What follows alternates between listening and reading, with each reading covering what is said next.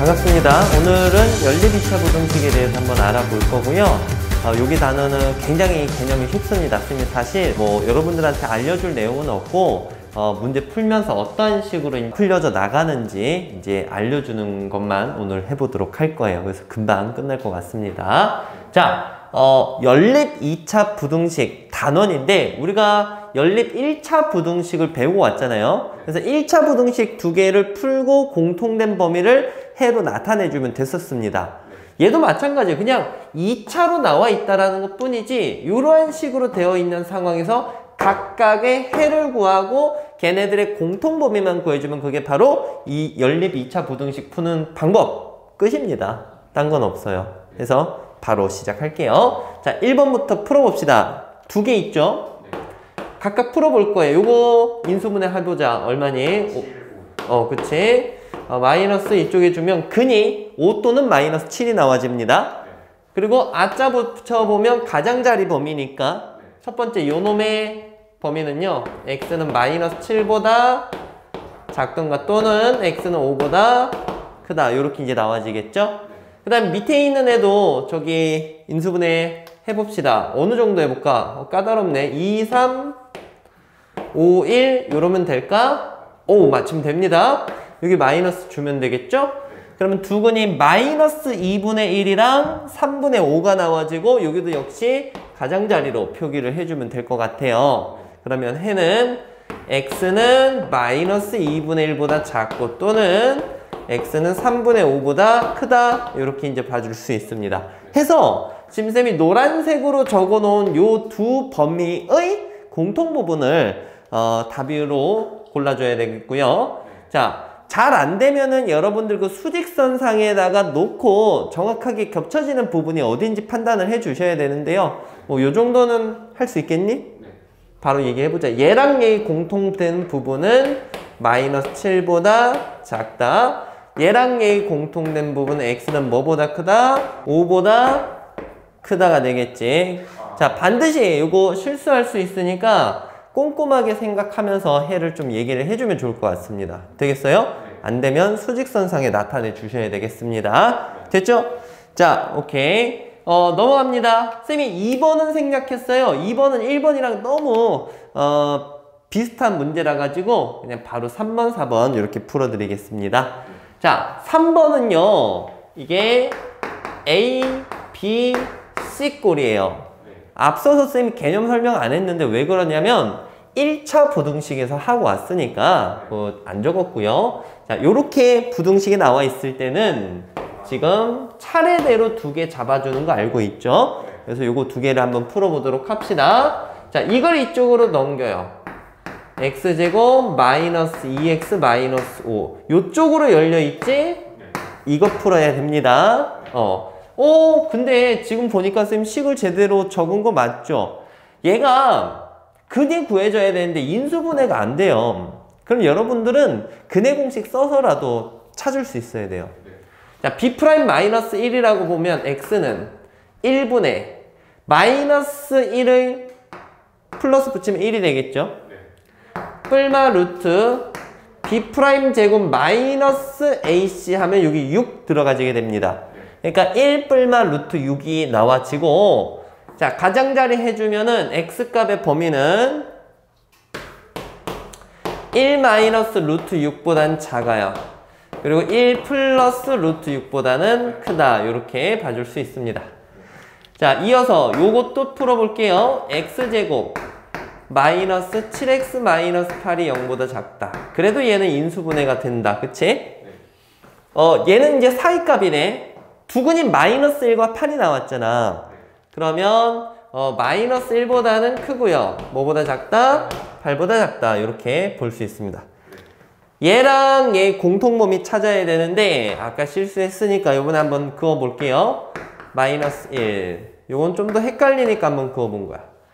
1 마이너스 루트 6은 음수입니다. 그러면 뭐 한 요 정도 나타낼 수 있고 1 플러스 루트 6. 루트 6이 대략 2점 얼마니까 얘는 3점 얼마거든요. 그럼 3이라는 수는 대략 요 정도 들어갑니다. 해서 1 플러스 루트 6보다 크다. 이렇게 나타내면은 딱 중복된 범위는 여기 구간밖에 없죠. 그래서 자, 누구보다 크고 누구보다 작다라고 해야 될까요? 1 플러스 루트 6보다 크고 8보다 작다. 이렇게 이제 얘기해야 올바른 답이 되겠습니다.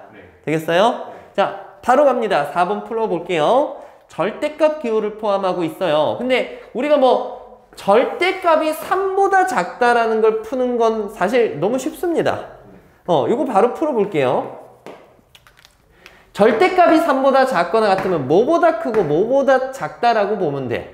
마이너스 3보다 크고 3보다 작은 거야. 저기 안에 있는 값이. 그러면 x값의 범위가 쉽게 나와지죠. 1씩 더해서 마이너스 2보다 크고 4보다 작다. 이렇게 풀 수 있습니다.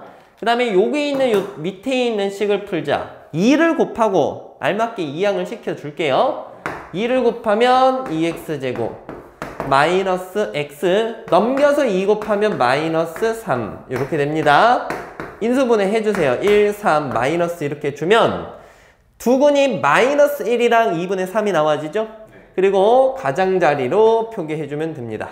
x값의 범위는 마이너스 1보다는 작거나 같고 x는 2분의 3보다 크거나 같다. 이렇게 이제 봐줄 수 있겠죠. 역시나 얘랑 얘 공통범위 찾아야 돼요.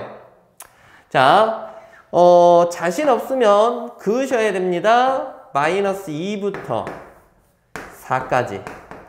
그리고 얘는 마이너스 1보다는 작거나 같다. 마이너스 1은 요 정도 나타낼 수 있고요. 2분의 3은 또 4보다는 작으니까 요런 식으로 나타낼 수 있어. 그러면 지금 만족하는 범위가 두 군데에서 나와집니다.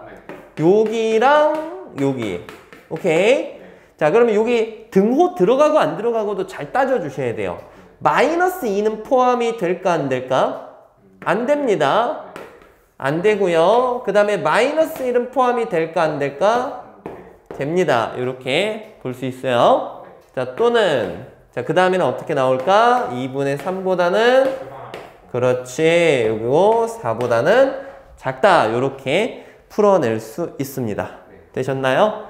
자, 바로 다음 넘어가 볼게요. 자, 이어서 20번 문제 풀어보겠습니다. 오늘 연립 2차 부등식 하고 있는데요. 방금 전에 했던 기본적인 내용은 사실 시험 문제 나오지는 않고요. 요러한 스타일의 문제가 제법 출제가 되니까 이거 잘 한번 보도록 합시다. 마냥 쉽지는 않아요. 알겠죠? 자, 미지수가 끼어있는 상황에서 연립 2차 부등식이 있고요. 요거에 대한 해를 알려줬고 요거 가지고 A값의 범위를 구해보라는 문제입니다. 자, 일단은 미지수가 있지만 풀 수 있는 데까지는 풀어가 주셔야 돼요. 자, 위에 있는 애는 풀리죠. 이렇게 마이너스 주면은 위쪽에 있는 식의 해를 얘기를 할 수 있습니다. 마이너스 1이랑 3이 근이고 사이 값이니까 x값의 범위는 마이너스 1보다 크고 자, 이렇게 하나 나와져요. 그리고 밑에 거를 우리가 그냥 딱 대충 봤을 때는 이거 풀 수 없겠지 이렇게 생각을 하는데 이거 풀 수 있습니다. 인수분해 가능해요. 봐봐. 2a라는 거는 2랑 a의 곱이고 여기가 마이너스 a 마이너스 2니까 둘 다 마마 달아주면 되는 거잖아. 그러면 근이 뭐 또는 뭐가 나와집니까? 2 또는 a가 나와지는 거야. 이해되겠어? 무슨 얘기인지? 그러니까 이게 인수분해까지 되고 근도 나와진다라고 생각해 주시면 되겠습니다. 됐죠? 그런데 여기서 잠깐 문제가 생겨. 근이 2랑 a가 나오긴 하는데 2가 큰지 a가 큰지 몰라요. 됐죠? 그래서 케이스를 두 가지로 나눠야 됩니다. 아시겠어요? 자, 사이값으로 쓰는데 요 두 놈의 해를 케이스를 나눠서 a가 더 크다라고 생각하면은 범위를 요렇게 가져올 수가 있을 거고 아니면 2가 더 크다라고 하면은 범위를 이렇게 가져올 수가 있겠죠. 그렇죠? 지금 같은 경우는 이런 해가 안 나와지니까 배제를 시키도록 할게요. 알겠죠? a가 2가 되는 경우는 지금 요런 해가 나올 수 없습니다. 그럼 케이스를 두 가지를 나눠서 요걸 살펴보자. 첫 번째 1번. 자, 1번의 형태는 부등식을 수직선에 나타내 줍니다. 마이너스 1부터 3까지. 그리고 얘는 2부터 a까지라고 돼 있지. 2라는 건 명백히 여기 있어요. 여기부터 어느 지점까지 가는데 해가 이렇게 나와야 되거든? 근데 2보다 크거나 같으면서 뭐 만약에 A를 이 정도까지 나타내주면 범위가 이렇게 나와집니다. 뭐 2보다 크거나 같은 부분이 나와진다 이거야. 그럼 이쪽에 만족하는 해가 될까요? 안 될까요? 안 됩니다. 결코 나올 수가 없어요. 그러니까 1번 같은 경우는 이게 탈락된다 라고 생각을 해볼 수 있어. 되겠니?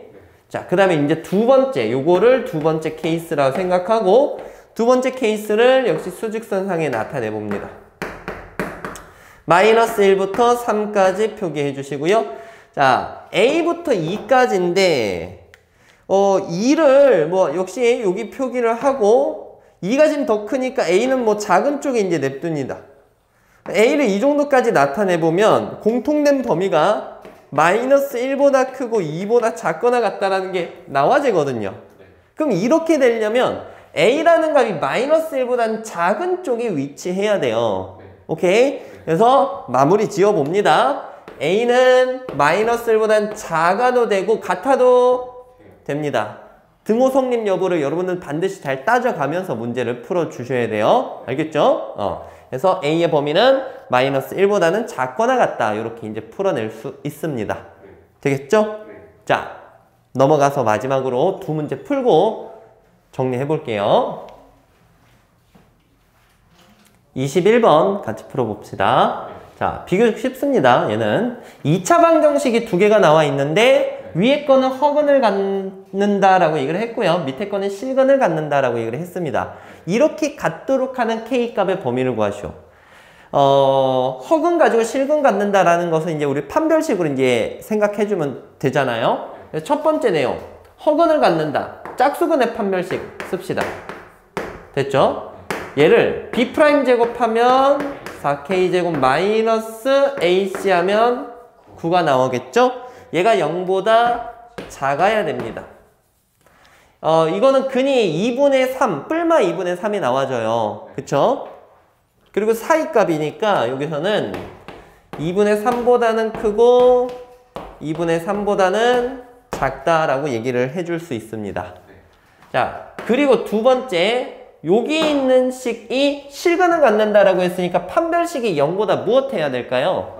크거나 같아야 되겠죠. 중근도 실근이니까. 그래서 판별식 써줍니다. B제곱 마이너스 4AC. 얘가 0보다 그렇지. 요걸 풀어주면 됩니다.